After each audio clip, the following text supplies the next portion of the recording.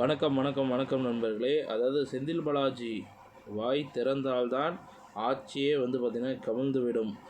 அது மட்டும் இல்லாமல் பயத்தில் இருக்கிறார் முதல்வர் ஸ்டாலின், இறங்கி அடிக்கும் இபிஎஸ். இந்த மாதிரி தினம் தினம் வெளியாகக்கூடிய அரசியல் சார்ந்த உண்மை தகவல்களை நீங்கள் தெரிஞ்சுக்கணும்னு நினச்சிங்கன்னா நம்ம சேனலை சப்ஸ்கிரைப் பண்ணி பெல் ஐக்கானை கிளிக் பண்ணி வச்சுக்கோங்க. வாங்க என்ன தகவல் இருக்குன்றதை முழுமையாக பார்க்கலாம். ஆட்சிக்கு வருவதற்கு முன் ஒரு பேச்சு, வந்த பிறகு ஒரு பேச்சு என இரட்டை வேடம் போடுகிறது திமுக என எடப்பாடி பழனிசாமி குற்றம் சாட்டியிருக்கிறார். சேலம் மாவட்டம் எடப்பாடி வடக்கு ஒன்றியம் இருப்பாளி பகுதியில் உள்ள தனியார் திருமண மண்டபத்தில் நடைபெற்ற நிகழ்ச்சியில் திமுக, அமமுக உள்ளிட்ட பல்வேறு கட்சிகளிலிருந்து விலகிய 1500க்கும் மேற்பட்டோர் அதிமுக பொதுச் செயலாளர் எடப்பாடி பழனிசாமி முன்னிலையில் அதிமுகவில் இணைஞ்சிருக்கிறாங்க. இதை அடுத்து கூட்டத்தில் பேசிய எடப்பாடி பழனிசாமி, இன்றைய அரசாங்கம் அனைத்து துறைகளிலும் ஊழல் செய்துள்ளனர். 2 ஆண்டுகால ஆட்சியில் என்ன திட்டங்கள் கொண்டு வந்தனர்? குடும்ப ஆட்சியாகவும் தமிழகத்தில் சர்வாதிகார ஆட்சியாகவும் செயல்பட்டு கொண்டிருக்கின்றனர்.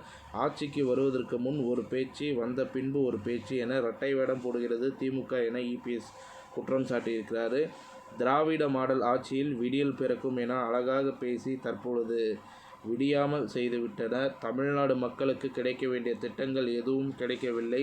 தமிழ்நாட்டில் ஒரு முதலமைச்சர் அல்ல பல முதலமைச்சர் பார்த்திங்கன்னா ஆட்சி செய்கின்றனர்.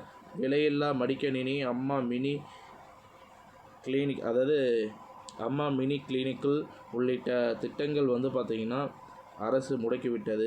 அதிமுக ஆட்சியில் மக்களுக்கு தேவையான அடிப்படை வசதிகள் பூர்த்தி செய்யப்பட்டன. சட்டம் ஒழுங்கு அடியோடு சீர்குலைந்து விட்டது. அதாவது திமுக ஆட்சியில் இதுவரை 58 பாலியல் வன்கொடுமைகள் நடந்துள்ளன. தமிழக மக்களுக்கு பாதுகாப்பில்லை. சிறையில் உள்ள ஒருவர் அமைச்சராக நீடிப்பதை பார்த்து நாடே எள்ளி நகையாடுகிறது என விமர்சனம் செஞ்சார். மேலும் சிறைவாசியாக உள்ள ஒருவரை எப்படி மாண்புமிகு அமைச்சர் என சொல்ல முடியும்? செந்தில் பாலாஜி ஏதாவது வாக்குமூலம் கொடுத்துவிட்டால் ஆட்சிக்கு ஆபத்து வந்துவிடுமோ என அவரின் அமைச்சர் பதவி பறிக்கப்படாமல் உள்ளது. முதலமைச்சர் விழித்து கொண்டு செந்தில் பாலாஜி அமைச்சரவையில் இருந்து விடுவித்தால் மக்கள் பாராட்டுவார்கள். இல்லை என்றால் வருகின்ற தேர்தலில் மக்கள் தக்க பதிலடி கொடுக்க வேண்டும் என இபிஎஸ் பேசியிருக்கிறாரு. இத்துடன் இந்த செய்தி தகவல் முடிவடைகிறது. இந்த தகவல் பிடிச்சிருந்தால் லைக் பண்ணுங்கள், ஷேர் பண்ணுங்கள்.